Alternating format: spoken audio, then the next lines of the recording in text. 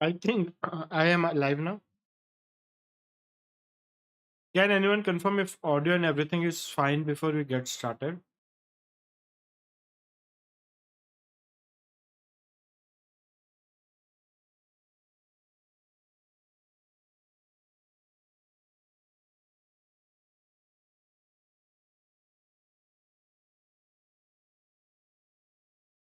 And like, how was your contest? Like, we can chit chat for a minute or two, or like, which was the problem where you guys were stuck most?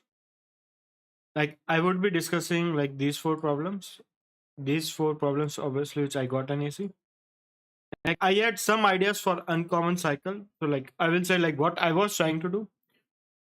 Although I was not able to debug it completely within time. Like I had one last piece missing which I did not know how to calculate.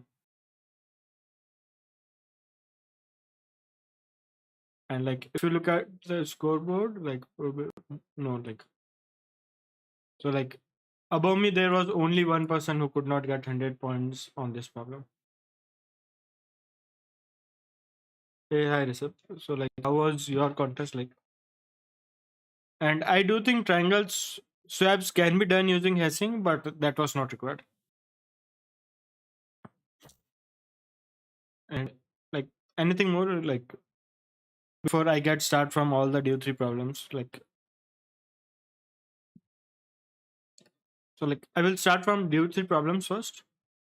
And because I did not had a time to attempt them during the contest, so I will also code right now along with what my idea was. And if anything is off or like if I end up making a mistake somewhere, do let me know. The first problem was AC please. SAF is feeling that the heat this summer. SAF is feeling the heat this summer and wants to switch on air conditioning all the time. But since he does not want to harm environment much. A second. Much, he only switches it on when the room temperature is strictly greater than 30 degrees Celsius. Given the room temperatures, you need to find whether SAF will switch on the AC or not. This is an if-else problem where like you should take an integer as input, and if it's greater than 30, you should print yes, otherwise no. And looks like it's a common theme for CodeChef problem. Like first problem is always an if-else problem.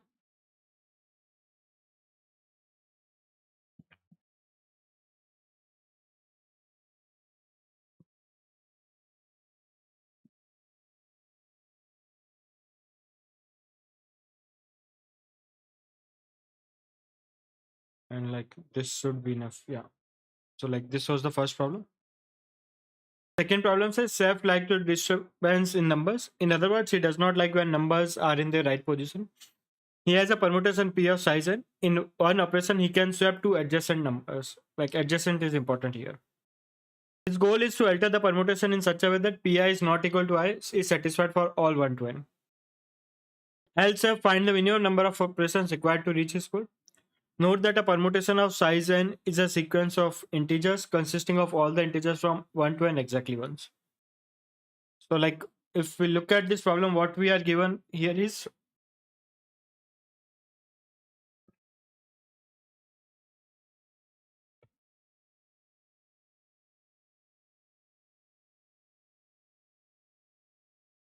and yeah.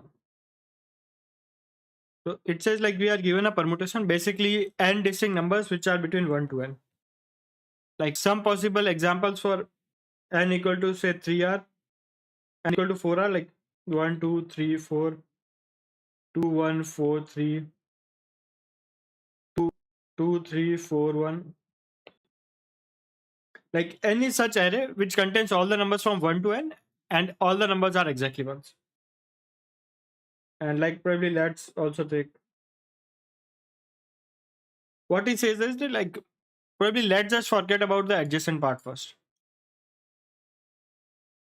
Like instead of finding adjacent, like I will ask you one question, like how many ways like you can swap any two numbers you want, and you have to find the minimum number of moves required to make all the elements such that Pi is not equal to I.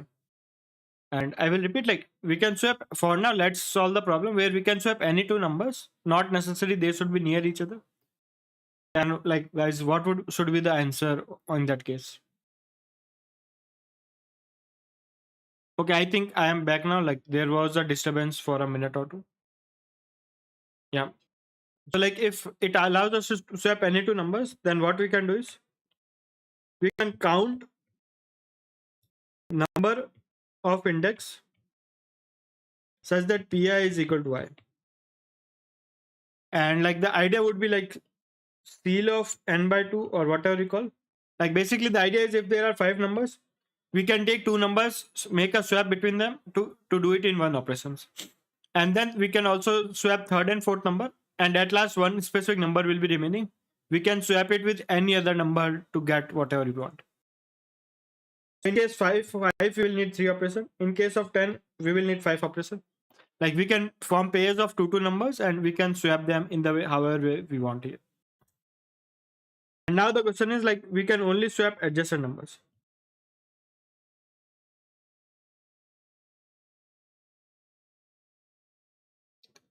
So the idea here would be like, for example, if we have some numbers, an array like this. And let's say this is a sequence of equal numbers. Like these are the numbers where I equal to pi holds. For example, if this contains 5 numbers, then we would be able to fix everything in 3 operations similarly. The idea would be same, like first two numbers you can swap them and get the next number. Then we look at next two numbers and then swap them, and at last one will be remaining, which we can swap it with any number. And if this part contains 10 numbers, then this will need 5 operations here. And probably like that was the idea. And like the other idea I have is like we can also do a greedy thing here.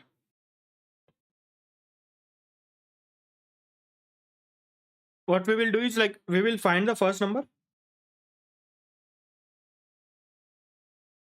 such that pi is equal to I and swap it with index I plus 1. The idea would be same. Like for example, if we have this as an array, and like if this is the first index where pi equal to I holds, then we must make a swap using this index, right? And because nothing here satisfies the given condition, then if we swap it using this number, and one choice we can have is like if pi plus 1 is equal to I plus 1, then we would be able to fix two numbers using only one swap. And if pi plus 1 is not equal to I plus 1, we also know that pi minus 1 is not equal to I minus 1. So anyways, we will need one operation over here and we won't get any other benefit here. And essentially, this was the idea. Like you run a for loop from 1 to n. Whenever you find I equal to pi, you swap this number with the next number here and add counter by 1. And it may happen that it ends up fixing the next number by accident. In that case, you have potentially saved one operation. And if it did not save the next number, then anyways, even if you swap with the previous number, you won't have saved anything here. And like the corner case here should be the last index where there won't be any index after it. So in that case, you should swap it with the number before it.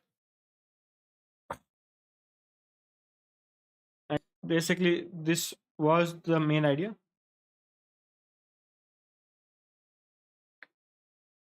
And probably I will also code this one.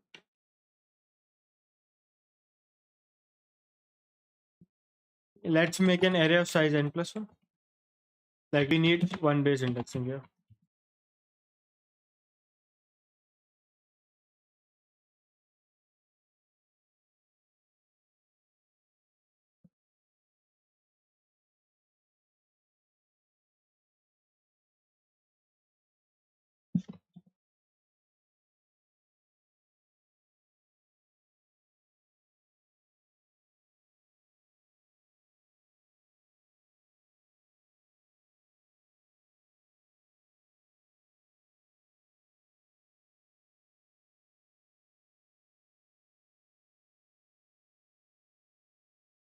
If ai is equal to I,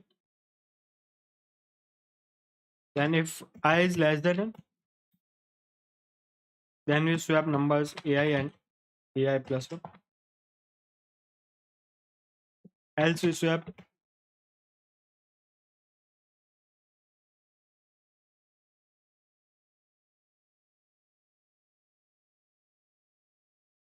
and we will also have to increment count plus plus. And like this was the main idea for this problem. Any questions on this one?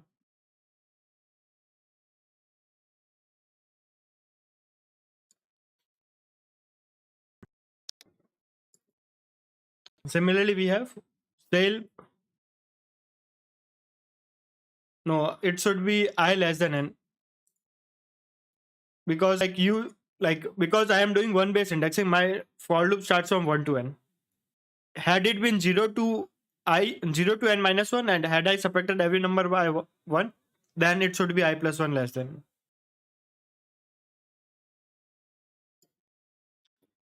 Next problem says chess game. Chef is playing a game consists of n rounds. In each round, he rolls a regular 6-face dice. He starts with the initial score of 0. Let the number rolled by him in a particular round be x. If this is not the first round and the previous number rolled was 1, then Seth adds 2x to his score. Otherwise, he will add x to his score.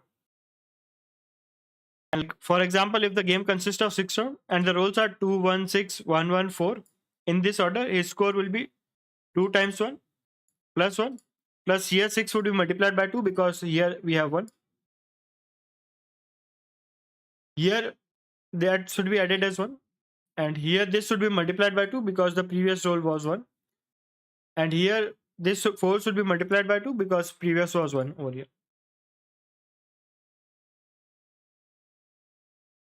And overall score would be 26. And find the maximum possible score he can obtain after n rounds. So for example, like it says if the number of rolls are 2, then the maximum score would be 26. Say F rolls 1 and 6. If number of rolls are 4, then the self score would be 20. Like if the number of rolls are 2, then score is 13. If number of rolls are 4, then the score is 26. And here you can see like for 14 the score is 1616 and overall 26. And this gives us a hint like we should roll down in pairs 161616, so that for every two numbers you get a total sum of 13. And if any number remains at last, you can simply say that you roll a 6 over there. And like that is the idea I have over here. Like for example, like if n is even,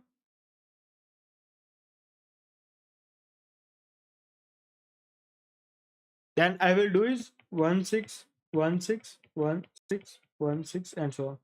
So in these two moves, my score would be 13. 1 plus 2 into 6. Here also it would be 13. Here it should be 13 and so on. So my overall score would be 13 into n by 2. And if n is odd, then what I can do is 161616, and at last one number will remain. I can roll 6 there. So like if for example if n is 7, like there would be 3 pairs which score to 13. So overall score would be 3 into 13 plus 6, which would be around 45 over there. And you can verify that like if you look at like two consecutive numbers, the maximum you can get is 13, which would be the case of 1 6. If the first number is anything other than 1, like the max here can be 6, the max here can be 6, and their total sum would be 12 at max. And like that was the idea I had with me as well.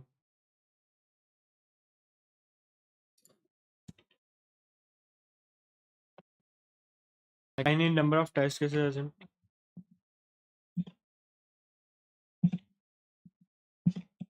Like this would be the number of pairs, it's seal division.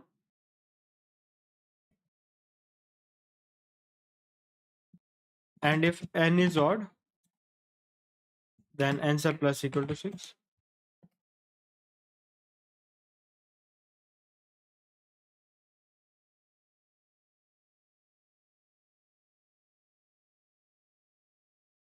And like that is the idea for this problem.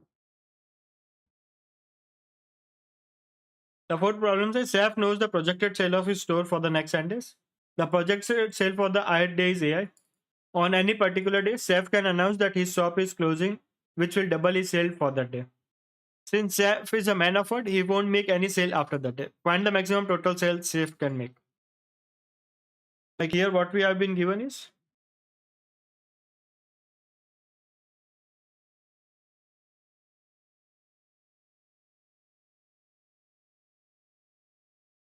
like you can solve it using DP, but you don't really need a DP here. Like for example, like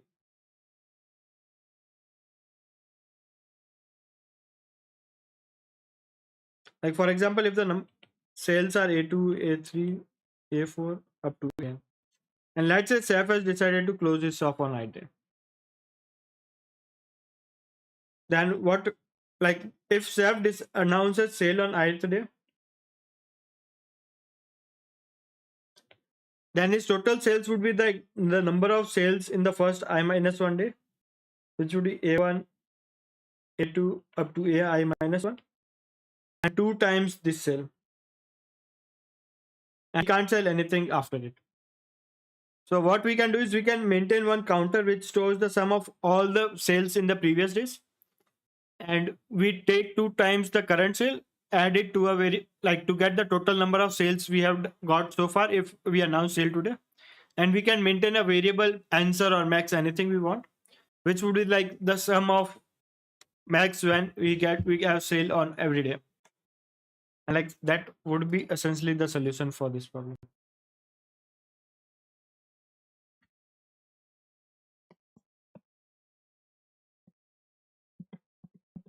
Maximum he can get so far is 0. PVR sum is the sum of numbers which have come previously.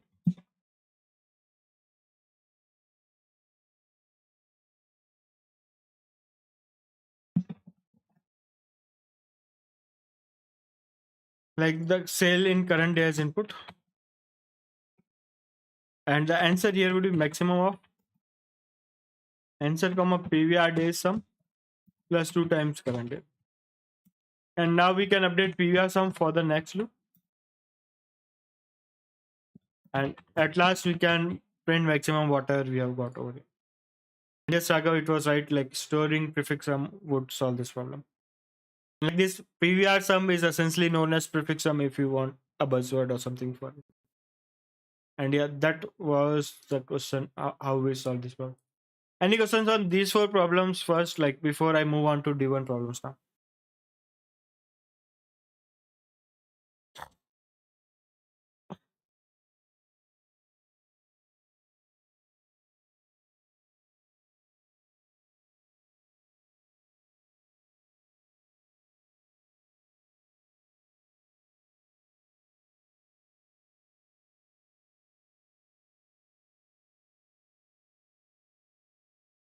Right. Okay, so let's start with the third problem then.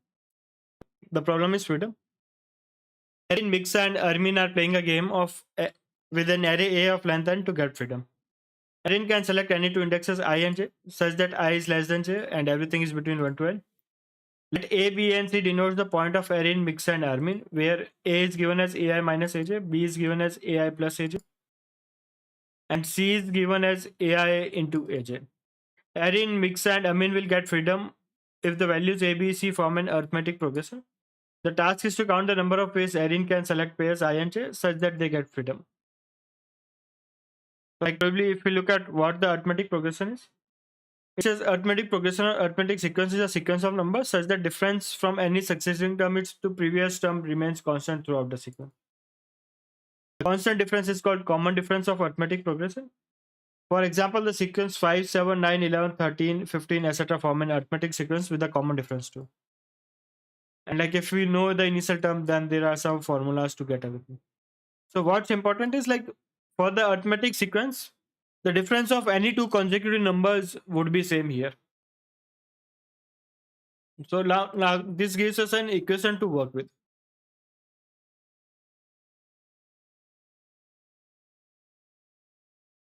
So for example,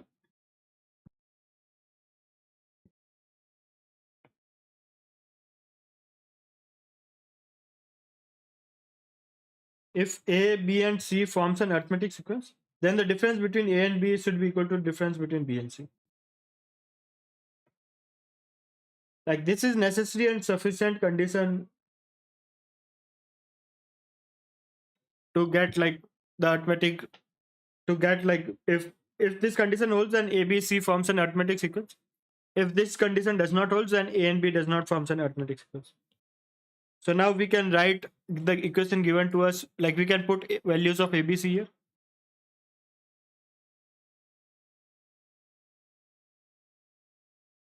Like the value of B is AI plus AJ, minus value of AI is AI minus AJ, value of C is AI into AJ, minus the value of B is AI plus AJ. Now we can move all the terms related to AI on the left side and AJ on the right side. So you see plus 1 here, minus 1 here. This gets cancelled out. This minus AI, like we can keep AI AJ as to the left as well. So like these two gets cancelled out. This AI comes forward to become plus AI. This AI minus AJ moves forward.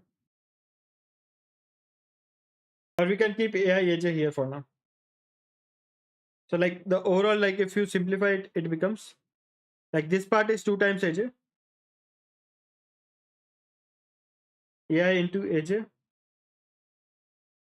And if we move this term on the right side, it becomes 3I minus AI.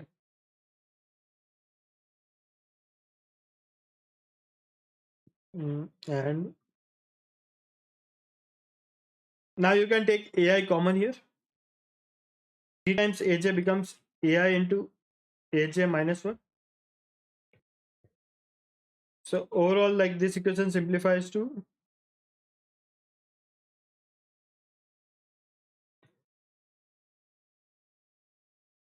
three times AJ by AJ minus 1 is equal to AI. So overall, what we have got is like if this holds for any two indexes, like if this holds for any two indexes, then we can say like these numbers will form an arithmetic sequence. Now what we can do is like, because like I should be less than j, we can start a for loop from the right side. And whenever we are at any index, we can assume that if it is AI, then what should be the value of AJ?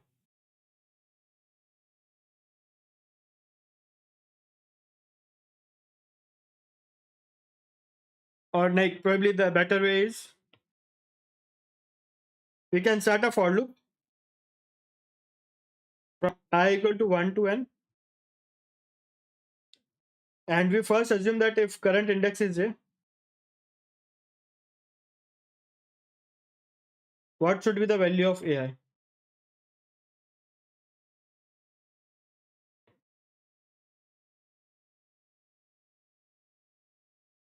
And we count those many numbers in the as the in our answer. And then we also add like the current numbers count into the map whatever we are maintaining here. The idea is we start from the first element. After processing any element, we will add it to a counter or map, frequency map, whatever we call it. First, like we will assume if the current number is AJ, and we find like using the above formula we had.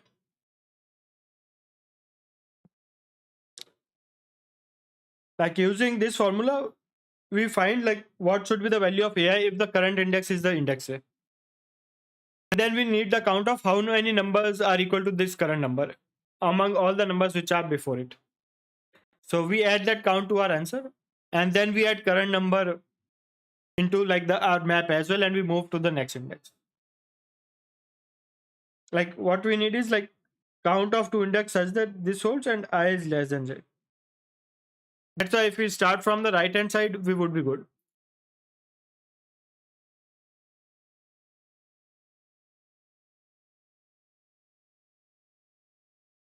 So like I am maintaining a frequency map here.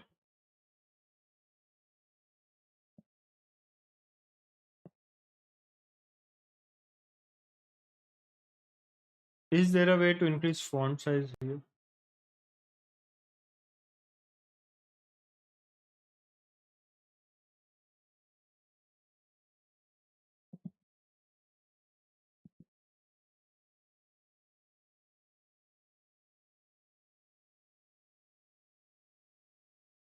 Then like if current number is equal to 1, or if 3 times AI into current minus 1 does not divide, say, then we should ignore. Or like the other way to look at it is current number should not be equal to 1. And then 3 times AJ should divide the current number.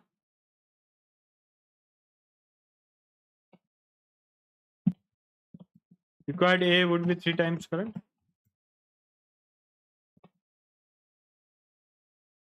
And answer plus equal to frequency of.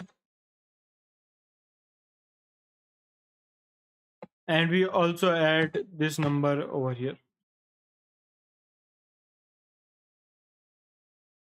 Or we can probably also try to use like, if we maintain the list where all a particular number exists, then we can also probably do a lower bound over there.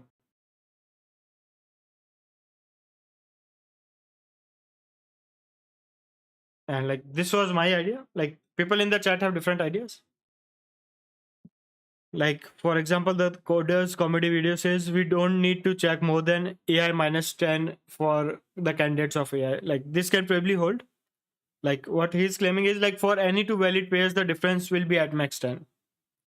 And like this looks intuitive, because if you look at like the two numbers, their product would be at least 10 times of the other number. And yeah, that should also work.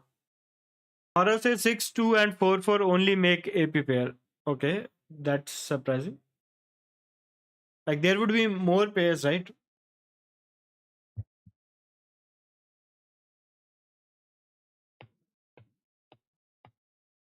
For example, if you have current number equal to, oh right, into current by current minus 1. Like current minus 1 can never divide this number because like two continuous numbers are coprime. Current and current minus 1 is coprime. It should be the case that current minus 1 divides 3.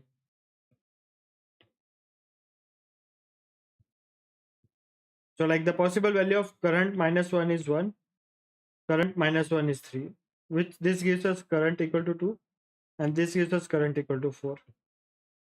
Right, it was a nice observation. Like 6, 2 and 4, 4 are the only pairs that can make an AP here.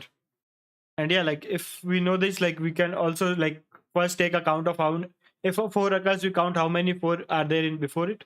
And if a 2 comes in, we count how many 6 are there before it. And yeah, like that was a nice observation.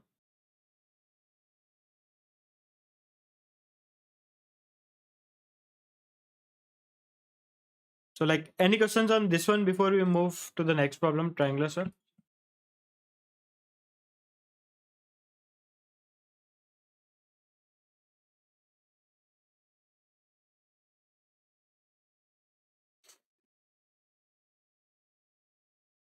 Okay, I need to plug in the charger as well.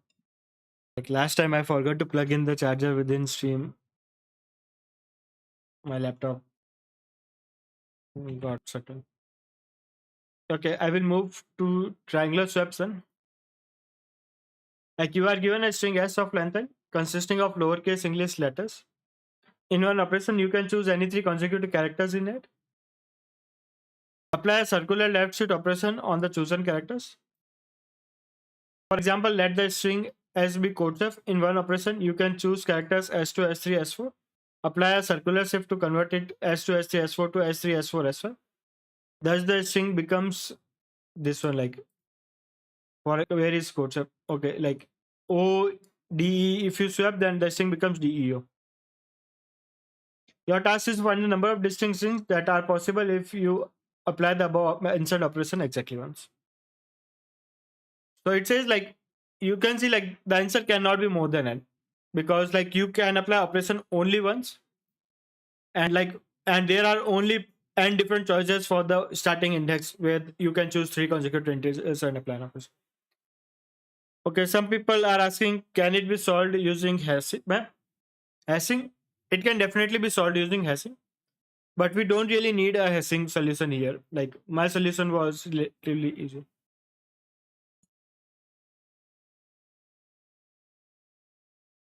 You, in fact, like there are other solutions for like probably I can give a brief idea on hashing one. Like if how would I have solved this problem?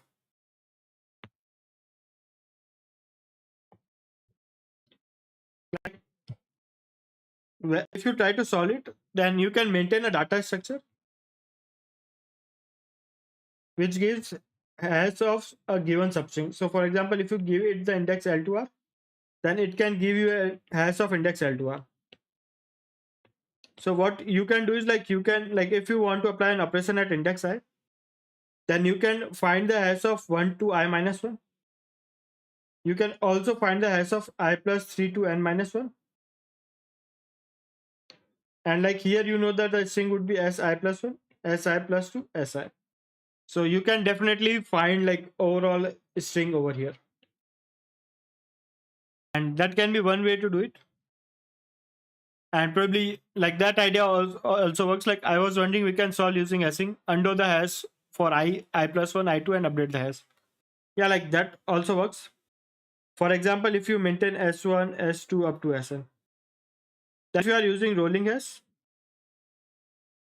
you can find the multiple which is would be there for each number. So generally, like this is the idea. If you already know hashing, like I will say one more solution which does not require hashing at all. Then like for each number, you know the multiple.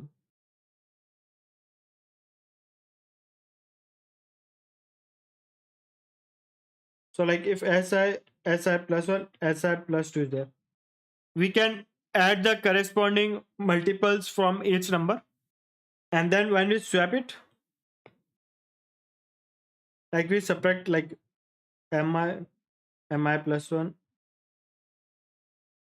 to get the hash of all sum of all the numbers excluding these digits. And then we swap these numbers, we can again add those corresponding multiples here.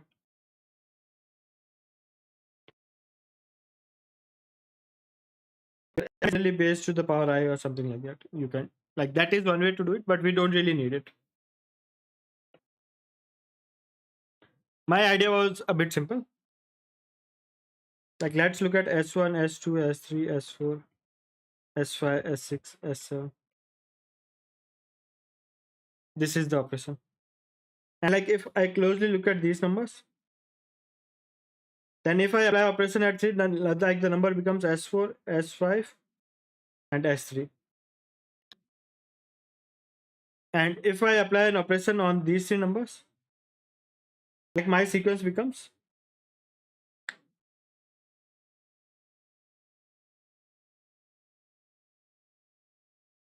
like if I apply on 3, like the sequence becomes here like S4, S5, S3 comes in. And if I apply an operation from 5 to 6, S5, S6, X4 comes in. So what are the cases when these numbers would be equal? So like let's call an operation apply, which takes S and I. So apply S and I can be equal to apply S and I plus 1 if this condition holds. Like here it would be S3. Everything is same here. And everything is same here as well, S6. So like if S3 is equal to S4, S3 is equal to S6 and S4 is equal to S6. Then like applying two operations on 3 and 6 will not give us the same string. Like first, let's assume like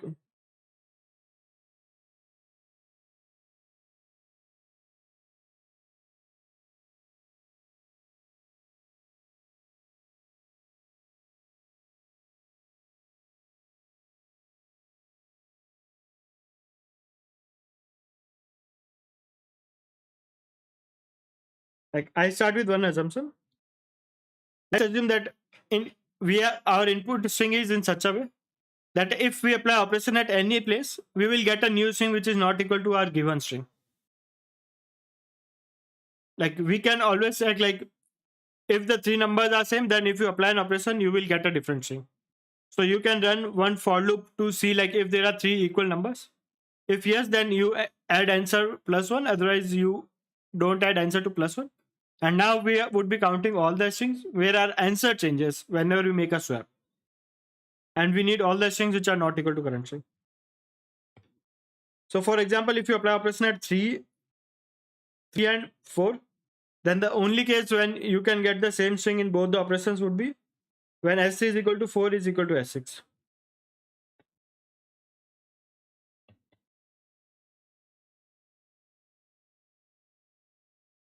If we apply operation at 3, our string would be S4, SY, S3.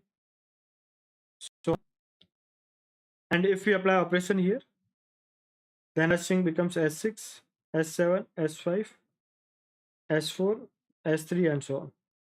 And like the only time when these string can be equal is this should be equal, this should be equal, this should also be equal to S6, this should be equal to S7. Like when you have a difference of shift of 2, then the numbers can, like two strings can only be equal if all the numbers are same. And in that case, you notice that by doing any operation here, like it will lead to an original string as well. So, and we are anyway skipping those index where all the three characters are same. Like now, if you look at like S3, S4, S5, S6, S7, S8. And if both 3 and 6 gives us the different result,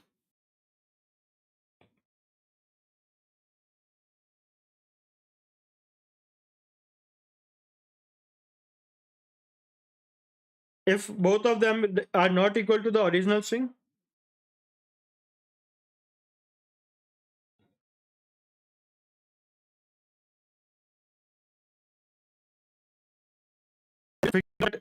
they will not be equal when you apply operation at index 6 as well.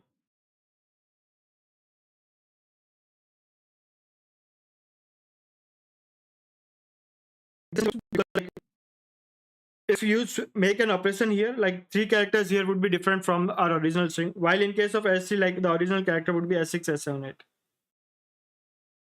While on the other hand, if swapping, applying an operation gives us a different string, then like these three operations, like over here holds that it's not equal to the original string. Probably let me give you an idea.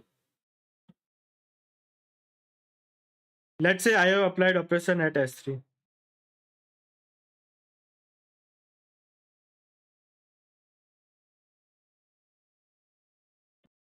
String is like this. And like if you apply an operation at 10, then the string here is S3, S4, S5.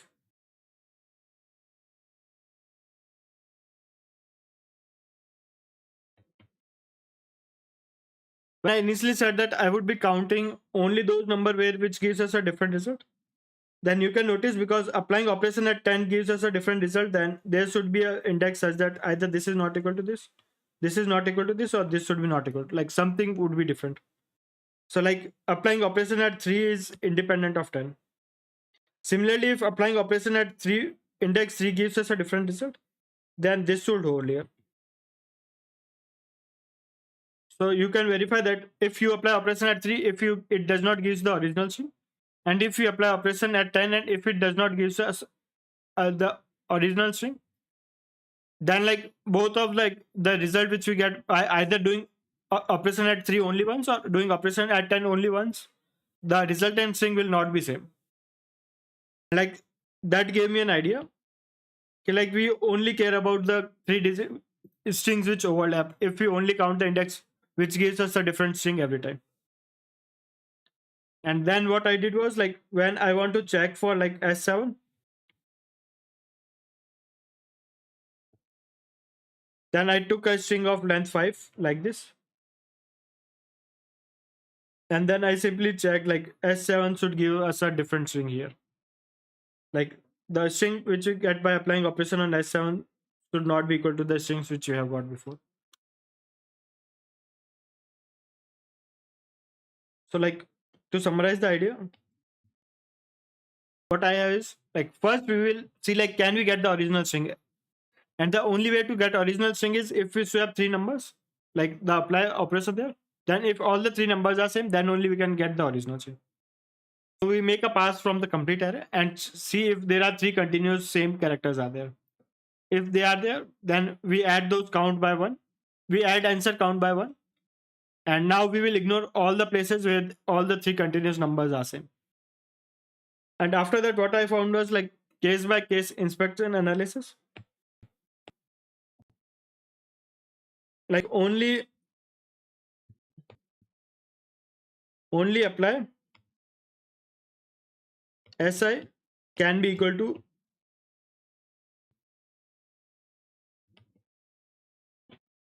apply si plus 1. For any other index like apply si would not be equal to apply sj if I minus j is greater than equal to 2. If like, both of these do not give us the original string, if they are different from the original string. And like for this also we had a condition.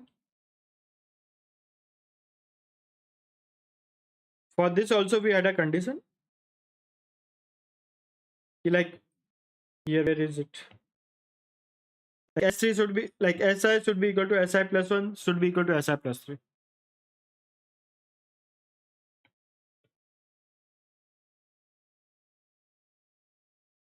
And like that was one idea for it.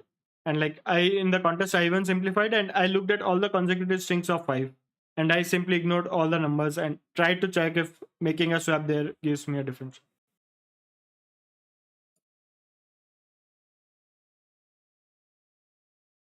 This is my function which takes a string and takes an index and applies the operation at the given index. So like here a cyclic shift is done and a new string is returned here. Then I did it in two parts.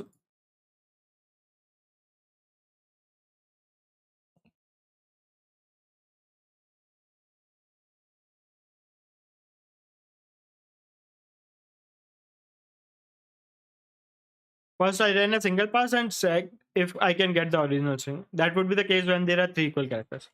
If it's possible, I increment counter by 1. Now I have ignored all the index where I cannot get the same string. And now what I did was like, I tried to find all the swaps which can be overlapping for the index, given index.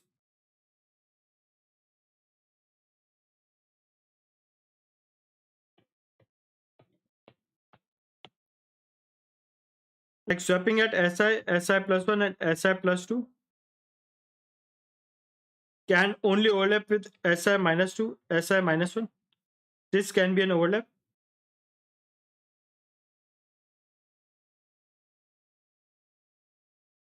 Like this can also be an overlap. So I looked at the two characters before it and I figured out the 7 length string.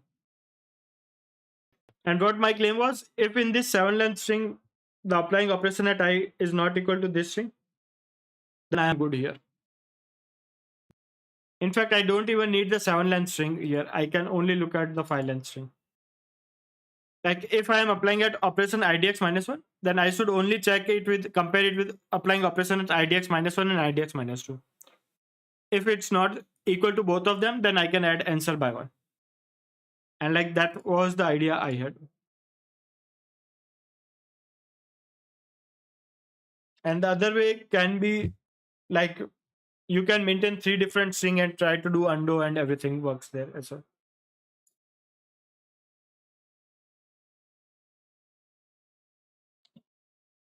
Like I looked at the string which starts to character before it. This generally holds for like the length 2. And then I took the length 5 string which is just before it. And this my length operation checks only on the string which starts from the first character and like it maintains where I am applying operation over here. So most of the time like this offset value would be 2. only for I equal to 1 or 0, like the offset will be 0 or 1. Instead of offset, I can also say like minimum of 1.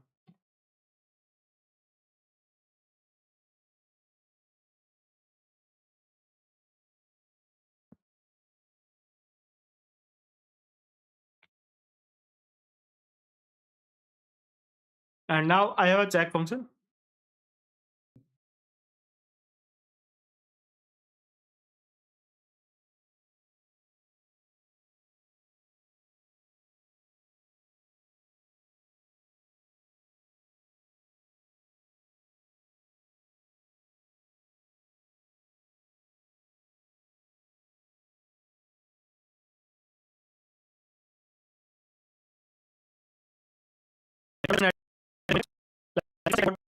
So on this file length string, what would be the string I get if I apply on the first index? What would be the string I will get if I apply operation on the 0th index, first index? And then it compares it with the current index operation. If applying operation at 0 gives me same, or if applying operation at 1 gives me same, then it ignores it, otherwise it returns a true here. In fact, I don't even need the character before it as well.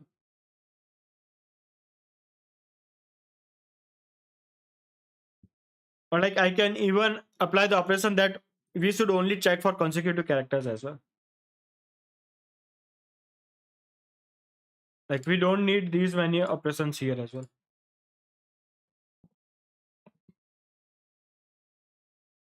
If no character before it, add answer plus plus. Continue.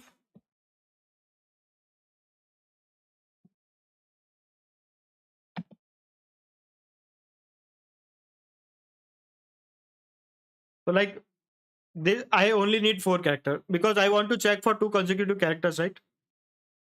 So like when I want to check for I, one would be apply operation on I, and the other would be apply operation on the number before it.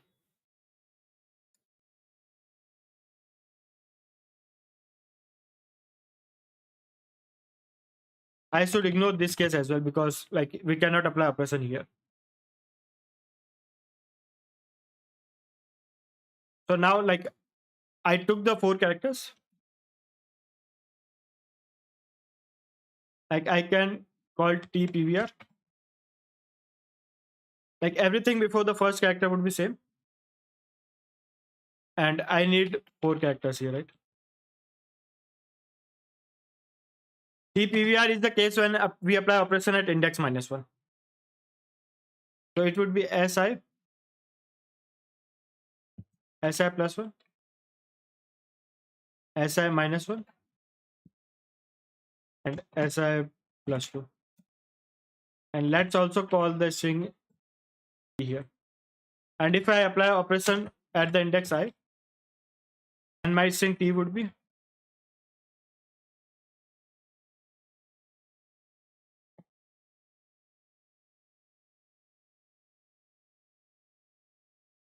like the first character would be SI -1. Here I am only checking the 4 characters which are required right now, which is I -1, I plus 1, I plus 2. And I'm checking if applying operation at I -1 is equal to applying operation at I plus I.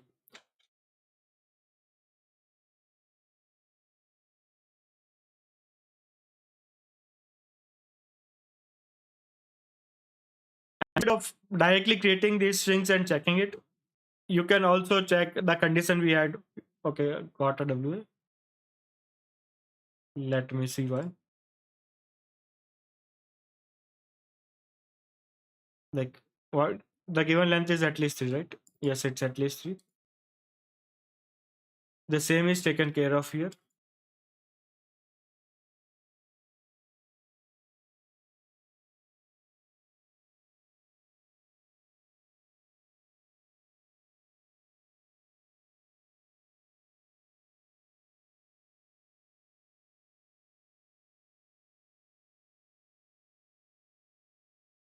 Like what? Okay, got it. It should be T. Yes, thanks, Dimitri. Yes, like that's the other solution. Or if we don't even want this one, then we can explicitly check those indexes which we had.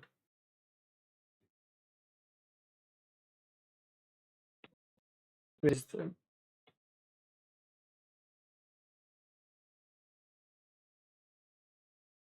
like we can directly check these three indexes as well. If they are equal, we ignore it, otherwise we add it. Like let me just check, like again, try to find it again.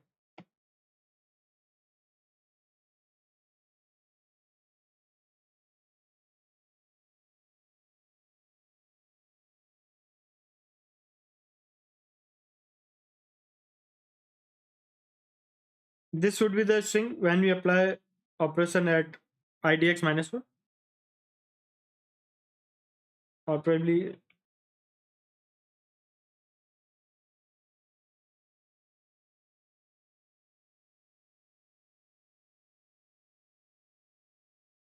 so like these should be equal. This is same anyways. These should be equal. These should be equal.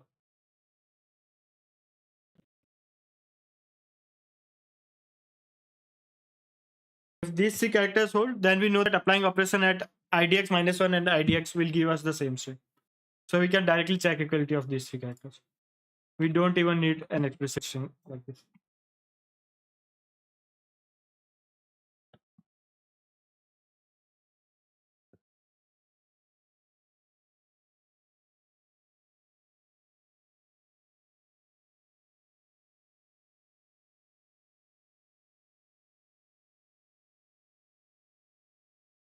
By the way, I did not need it this explicit because I had this I plus 2 here. Like, this essentially completes the solution for this one. We don't need an hashing for it. Although, like, if you cannot figure it out and you had a lot of time in the contest, you can definitely try hashing for this problem. And yeah, like this was my idea for this problem, and I will now move to the next problem. If there are any questions here or any doubts, I try to solve them before moving to the next problem.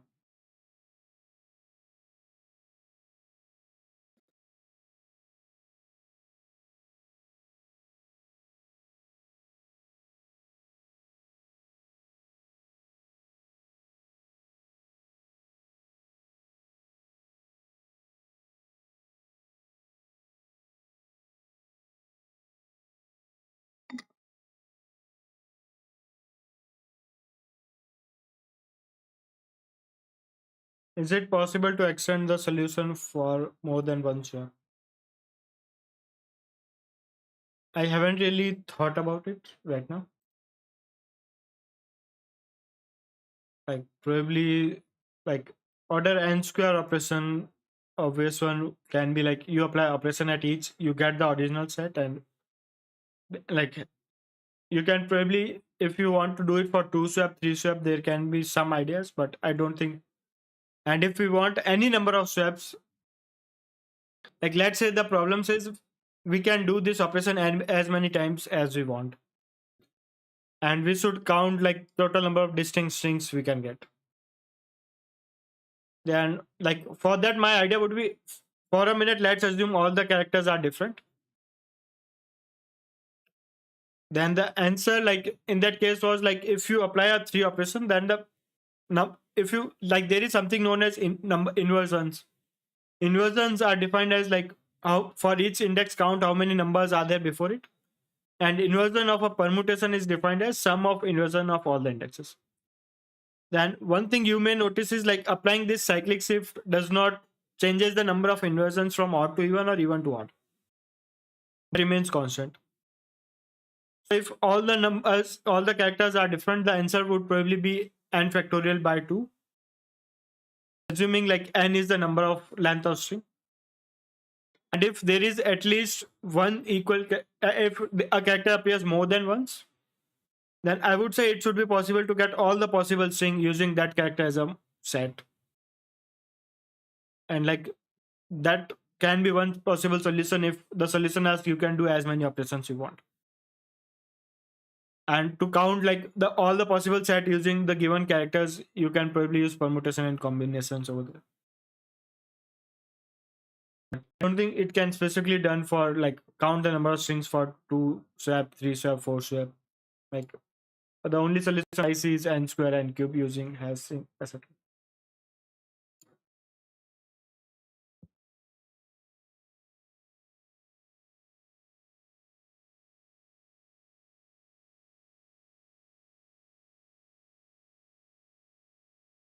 Okay, moving to the next problem then.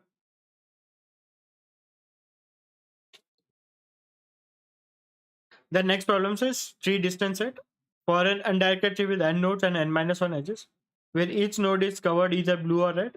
We define two sets S1 and S2.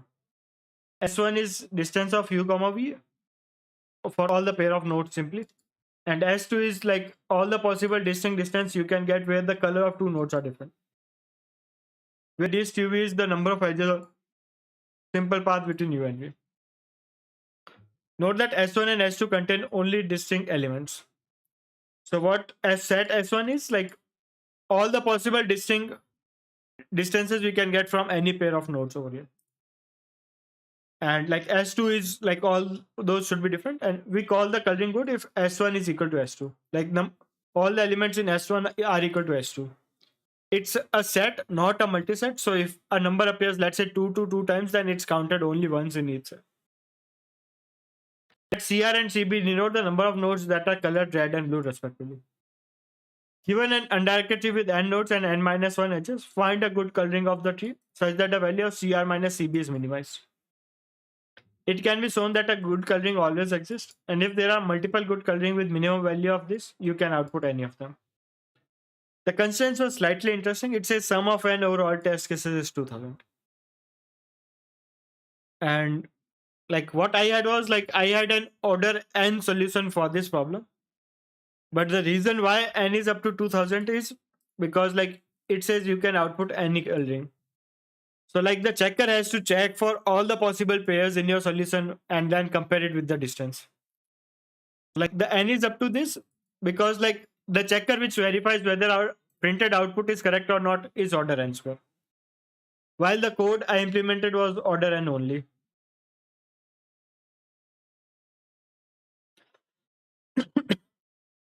And essentially that was the reason.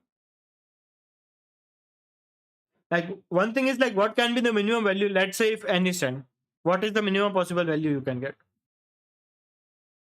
And if you notice like the minimum value of this can be 0 if number of red and number of blue are 5.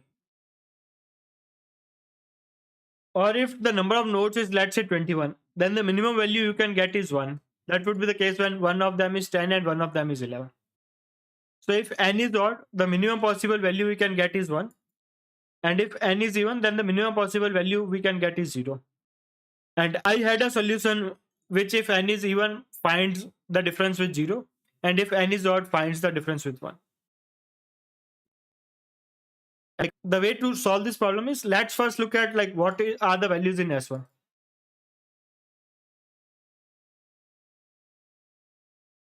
Like for example, like if you want to find the values of in S1, like one thing is like if you probably are familiar with the diameter of a tree, then you can see like all the values on diameter would be there. Or simply put in, let's say we have a tree here.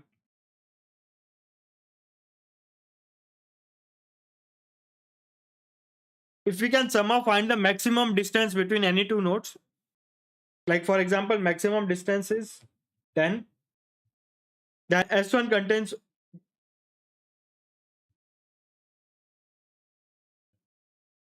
if maximum node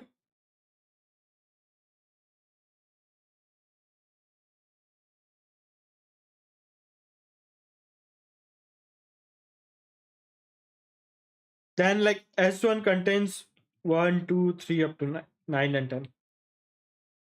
Like you can verify it like for example, if this is the maximum distance,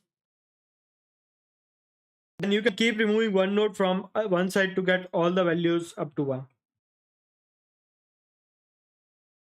So what we need is maximum distance between any two nodes that you can either find using like because n is up to 2000, you can start from all the nodes. You can pick a node, make it a root, and run a DFS solution to find a node with maximum distance. and then you can try it for all the nodes at root. And my claim was like,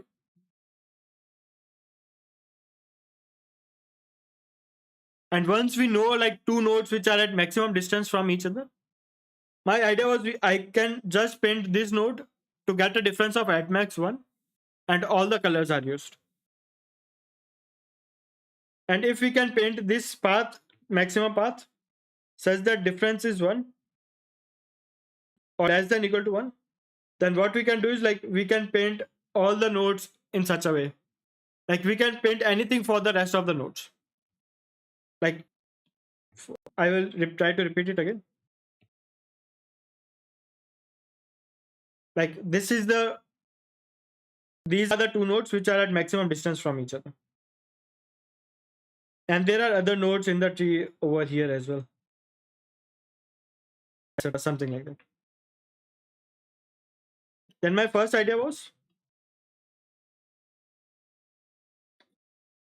I will paint these nodes in such a way that the difference of red and blue is 1 or 0. So that the difference between number of red nodes is red and blue. And then what I can do is I can look at all the other nodes and paint them however you want. Like I can start with, if the number of red nodes are more, then I paint this node as blue. If the number of blue nodes are higher, then I paint this node as red. I can keep doing that part.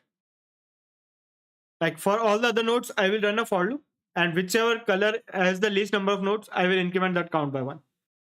And at last, this will ensure like if this path has difference of at max 1, finally I get the difference of at max 1. And the idea I had was,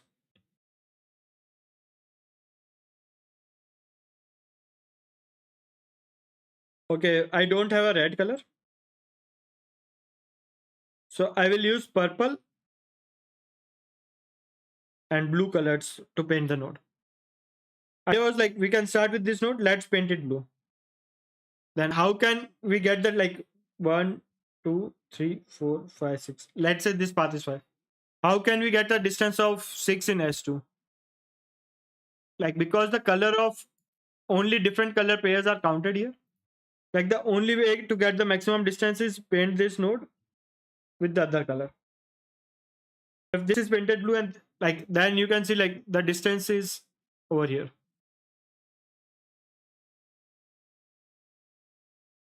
Yeah, like Dimitri, like that idea will work, and I also had the similar idea. The way I did it was like I painted this as blue. Now you can see like this was my painting idea.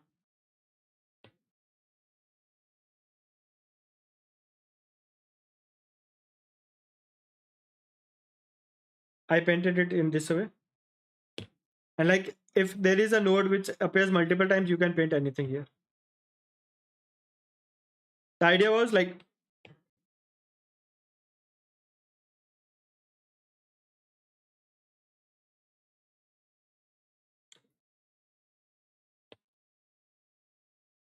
my idea was if I paint them nodes like this,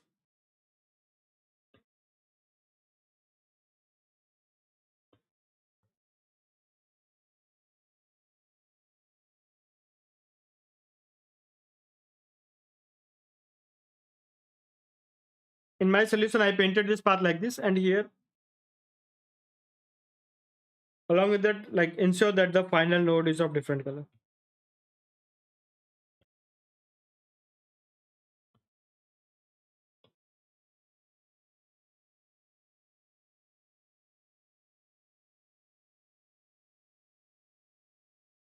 And if a node appears between, like you can paint any color here.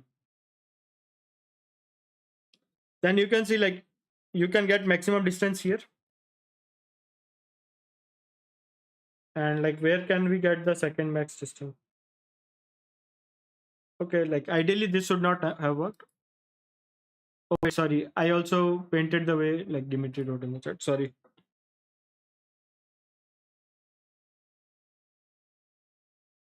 Okay, that was the idea I had, but when I was implementing it, I painted it this way only.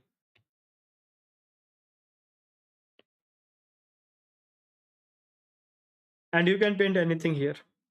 And the idea is you can get max distance here. You can get second max distance here. Like you can get third max distance here. And like let's assume that this is painted blue. This will give us all the sorry, I forgot to sorry.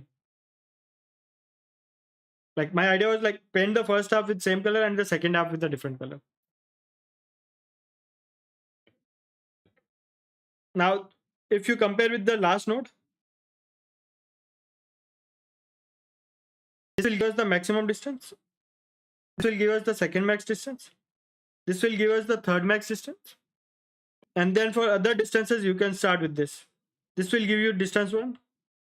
This will give you distance 2. This will give you distance 3 and so on. So for example, like if your path looks like this,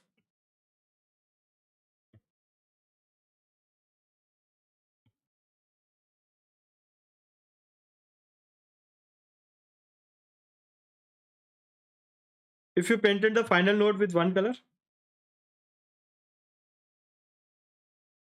and this with the first color and the middle node with the first color, and if you paint everything this side with blue color, you would be able to get all the distances here.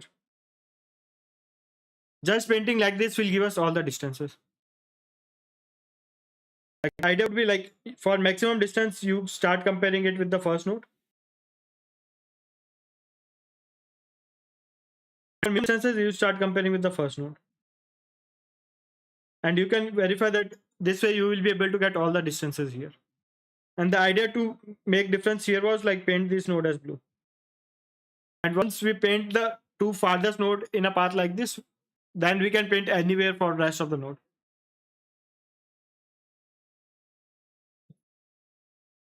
Yeah, I agree. Like I also felt like the tree distance was slightly easier. Like once you know, like you figure out the diameter path, then everything just falls in place. And like that was the idea. Like we can code this in order n square because the constraints allowed us. But what I did was I found the two endpoints of the diameter here. Like first take the graph as input. And here I was maintain like I start from a node U and I find the like this is the algorithm to find the farthest diameter is. You start with any node, you find the node which is the farthest distance from it. And then you take that node, make it a root and find the node which is the farthest distance from it. Now the two nodes you found here would be the diameter of a tree and they would be the node which are at maximum distance from each other. Like this is the property of diameter. So I had this function which takes a node and which finds any node which is at maximum distance from it. And the way to do it was from DFS, where like you pass on the height as well. And you pick the node which is at maximum height from here. So I start from 0, I find the node which is at maximum distance from it. That would be one endpoint of diameter.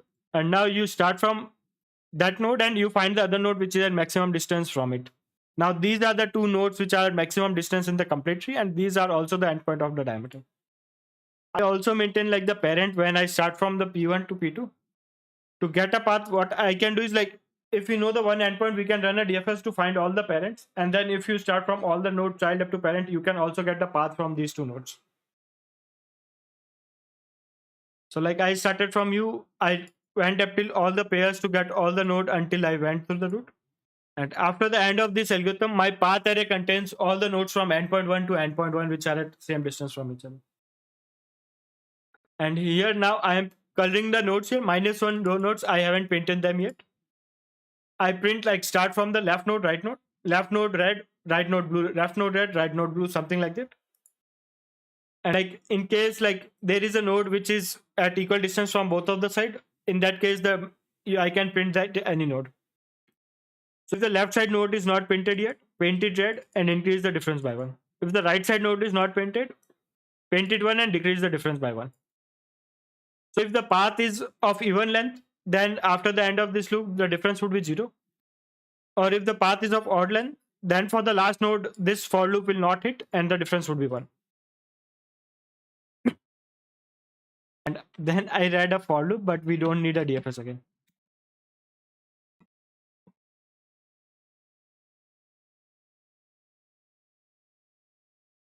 Now I run on all the loops which are not printed yet. If difference is greater than 0, I paint it red.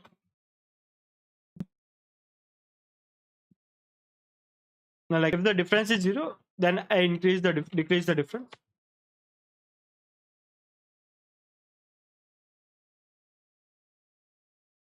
And you can verify here, like at the end of this loop, if n is odd, the difference would be 1. If n is even, the difference would be 0. And at last, I print the node if 1 denoted red and 0 denoted blue color. So I printed those nodes.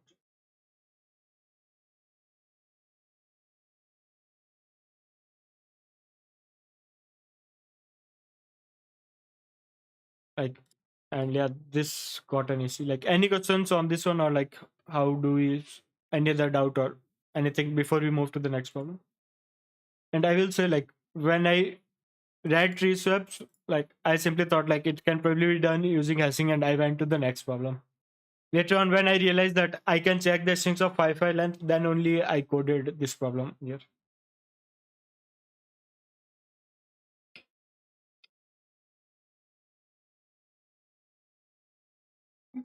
Yeah, I would say like this was your first contest, so like probably if you solve some problem, like the ideas are simpler and you will be able to figure out with some more practice over here. Like first contest, like if you look at anyone here, like they would have just solved 1 or 2 problem only. And yeah. Okay, Wasim says I solved triangular swap question using string hashing but getting W on test 2. Can you find the error solution?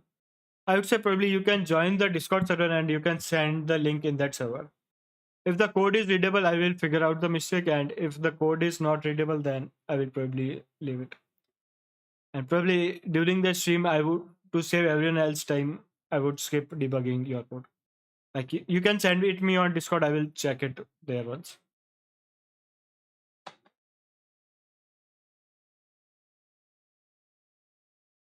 Oh yeah, got it.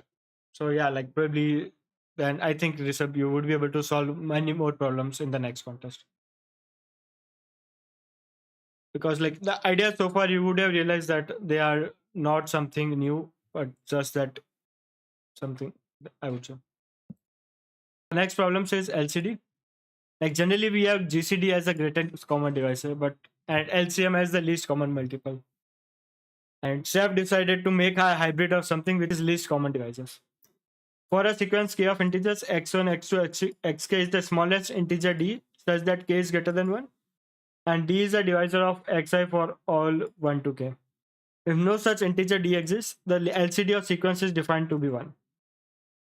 For example, LCD of 6, 15, 6, 12 is 3.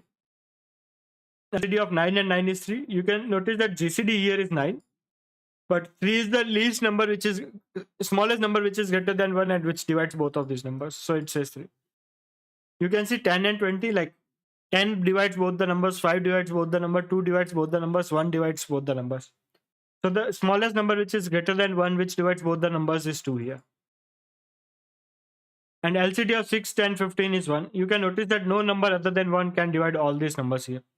So in this case, like it says if no such exists, then it's 1. You are given an array containing n integers and an integer k. Count the number of non-empty subsequences of A whose LCD equals k. Since this number can be large, print in modulo 1 in 9 plus 7. And the important thing which is not shown in the description here was like k is less than equal to 16. And like the way I solved this problem, like this observation was critical for me. And like before, like I did some sum over subset DP. Does anyone have a simpler idea which does not involve this sum over subset idea?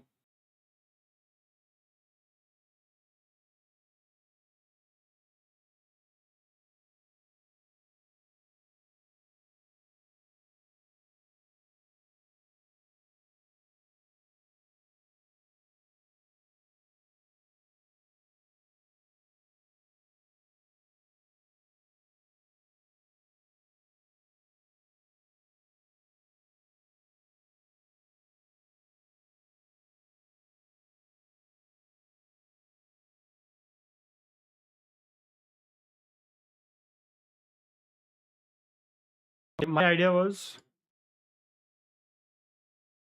like first observation is like k is not prime, then the answer should be 0. Because for example, like if we have a number 6, it's asking us to print 6, then every number with 6 divides 2 and 3 also divides them. So LCD here should be, there should be 2. And one thing to note is like if you count the number of primes between 2 to 60, there are 17 such prime numbers. There are only 17 those of prime number. So what I did was, like the idea was to use bit mask times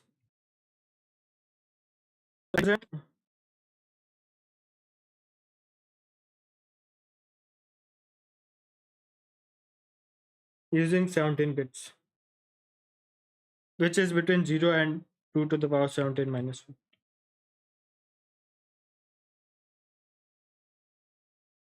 So if AI divided by prime j, which is jth prime, is equal to 0, then jth bit is on in AI, BI or whatever you call it. Now, if you look at it, like what we really need is number of sequences such that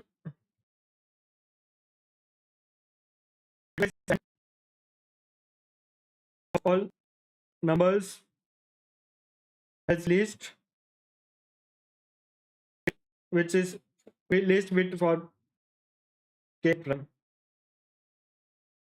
Like for example, to save it once again,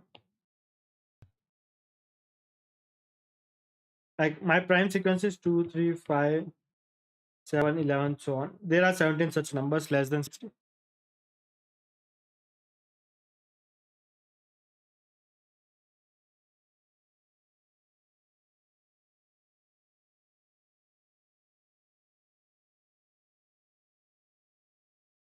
And for example, I have, let's say, 10, 20, 9,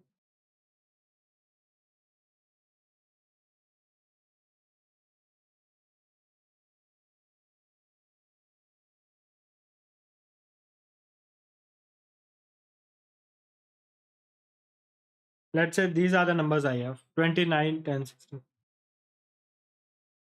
Then 22 divides 20, so I make it 1. 3 does not divide, I make it 0. 5 divides, I make it 1. And 7 does not divide, everything is 0 here. If I look at 9, only 3 divides 9 here. 25, only 5 divides it. Let's call it 98. 98, okay, 40. Let's say the last number is 21. Then both 3 and 7 divides it, and everything here is 0. So like we can represent each number as a mask like this.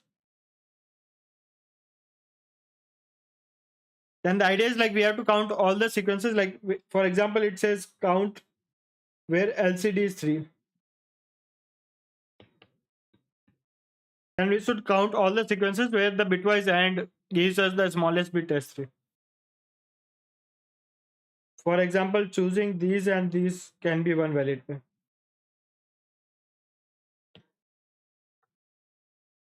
But if you choose this and this, then here the bitwise AND is 5. So this does not work. Or for example, we have one more number like this.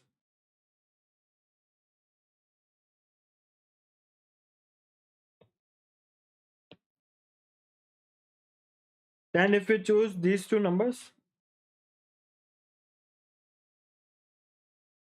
they will not work because although 3 is present in their bitwise AND, but smaller number less than 2 is also present there. And like that was the first observation I had. Like there are 17 prime numbers between 0 to 60. So like for each number I represent it as a bit mask from 0 of 17 bits. where a particular bit is on if that number is divided by the prime corresponding to that bit. And now what I need is count of number of sequences, where if you take bitwise AND of all the numbers in the sequence, the first smallest number for which 1 appears is the bit for k, like the given prime number which we want answer for.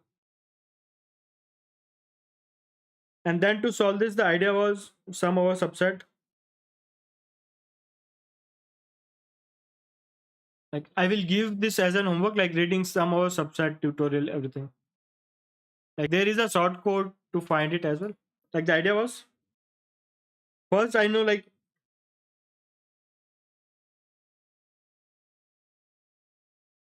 I can count for each mask how many times it's appear.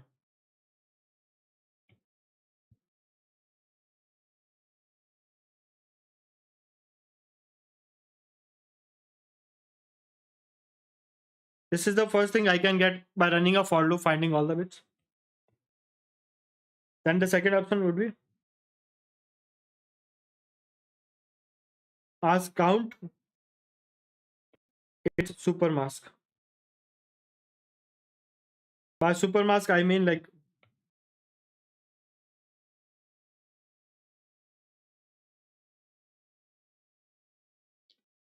the second number is a supermask of the first number. This is my original count. And once I count this, like for each set of primes,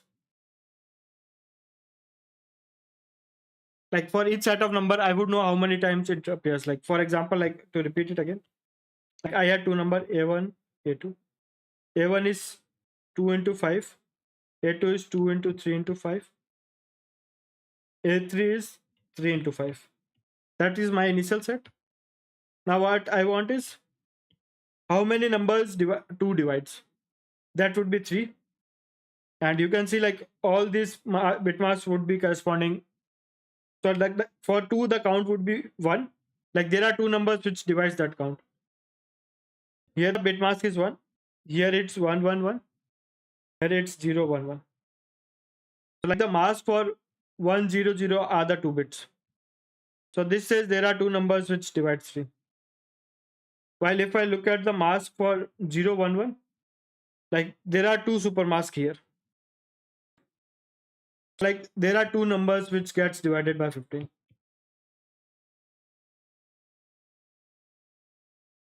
And similarly, like for each set of primes, I found how many numbers in the given sets are divided by that. The next idea was for each set, I counted like how many non-empty sequences are there. So for example, there are say 10, 15 divides 10 numbers. That I can count by counting supermask or whatever it is. Then it says 15 divides 1023 sequences.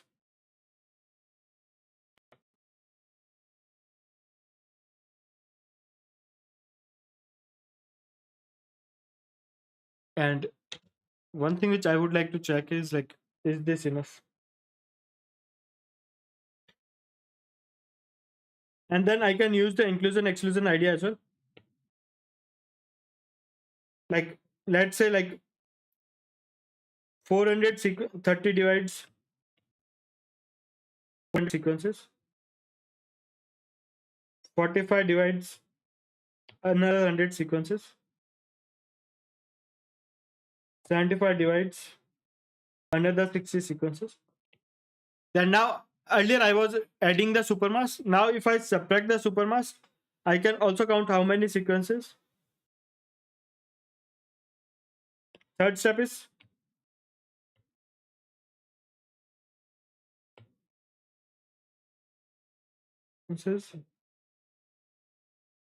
divide exactly 15. Or essentially like for how many sequences the GCD is 15 here. Ignoring all the prime powers. And also ignoring the primes which are greater than 60. And once I know this, I can take sum of all the multiples here as well. Like third step was for each mask.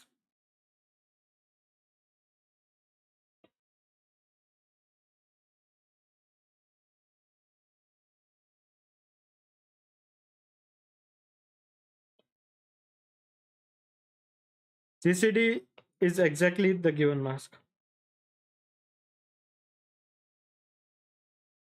You can also find LCD, which would be the smallest number that divides that GCD. So now I can look at all the multiples of K and see like how many masks are there for that exact GCD over there. Like the code is small, but like it would really help. Like there are two ways to solve this problem. One is like the SOSDP, which is given over here. There's no blog over here. Like I will also paste these comments as the first comment.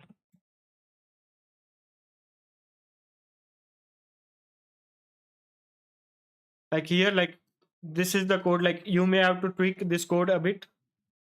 Like subtract all the multiples. First, we need to find sum for all the multiples.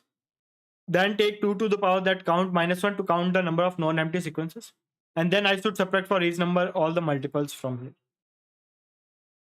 And like probably like that would be one way. Like this problem, I would say, is really an educational problem for the bitmask TP over here. And like, and I will probably skip explaining like bitmask TP. And like if I had to jump for the code as well, like I first took the nk as input. Then I found like whether the k exists in the given prime. If k is not prime among given prime, I print out 0 continue. Otherwise, my max is the 2 to the power 17, the number of possible mid masks I have. And like I iterated on all the numbers and I counted which all primes are there. And at first, I added those masks in the frequency map. You can call it A, B, whatever you want. And then there was a for loop to also count for each mask the number of super masks it had. And then the next loop was for each mask, count how many sequences it can be a multiple of. So like if there are 15 multiple, there are 10 multiples of 15, then I replace like the mask for 15 with 1023. And the next step was again, like earlier we were counting the supermask for each. Now to get the exact number of sequences where this current number is GCD, I should subtract all the supermask again. So here the loop was for supermask. Like I would, if you give me 2 minutes, I would also search one more.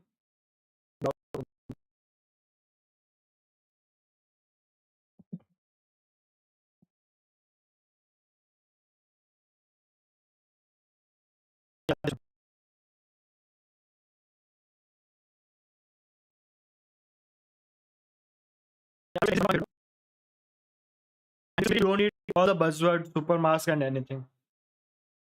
It's a small block, and like if you just read it, like you would be able to solve this problem. Like how do you deal with supermask, submask here? And I 10 on 10 recommend reading this blog over here. And the good thing over here is like this problem blog also gives you an intuition why something is working over here. Like the other two blogs introduce you some definition, buzzwords, and then you solve it. But I will post all the 3 blogs chat over here, and I 100% recommend reading this blog. This explains in layman term how do you solve like the count all the supermasks, and then how do you subtract all the supermasks here.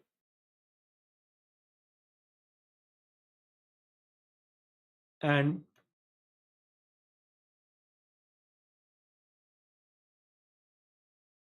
so yeah, that would be the way. Like I will definitely post this blog in the chat over here. And essentially like this was the idea for this problem. And that I am almost done with completing all the blocks.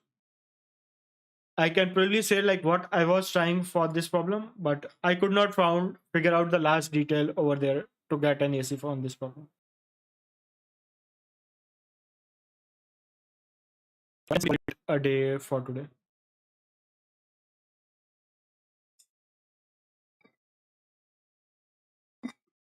I would come take some water. Like if you have any other questions as well, I can take them up as well, or probably I can like just let me know if I should discuss what my intuition for this problem was and how much progress I was able to make it. I definitely did not got an AC on this one. Or if you have any other question related to probably how you should improve, etc., then I can try to answer those questions as well.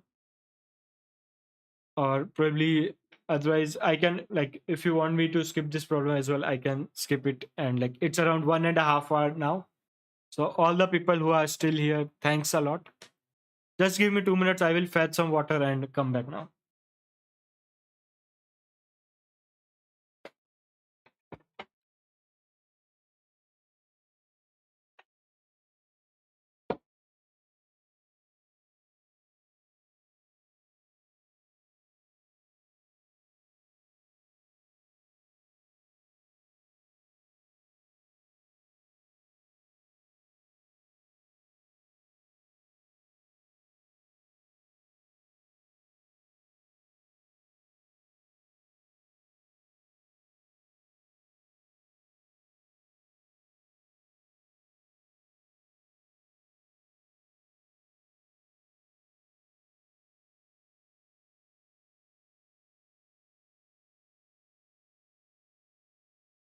Okay, I'm back.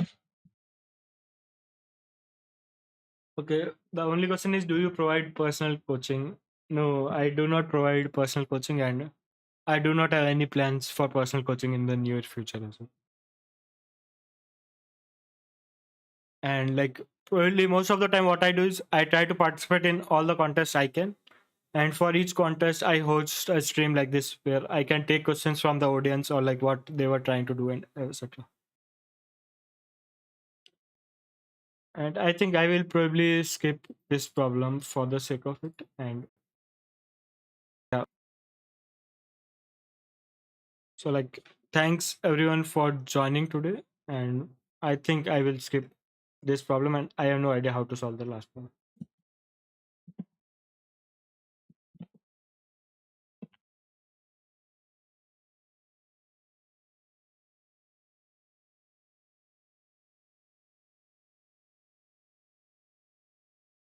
Yeah, like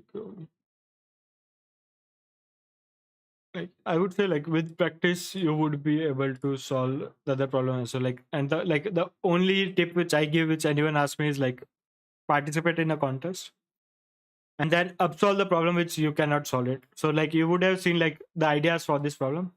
And like the only way to improve here is like any problem which you could not solve it and you now know like how to solve it. Instead of assuming you would be able to solve it, go there and code it once. Because once you code it, then only you might be able to remember these ideas in future as well. Like many times, like for easier problems, the ideas do repeat as well. Like the only way to improve is grind. So like I would say like probably like you are able to solve 4 problems. It was good, and like you might have realized like the idea you are able to grasp what are the idea for the future problem as well. So now you should go there, solve the next problems, and then wait for next contest again. Or if you have more time, then you can try practice problems as well.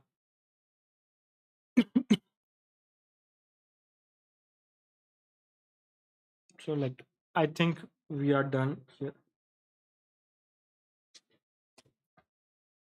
So like thanks everyone for being with me so far. Thanks a lot. Good night.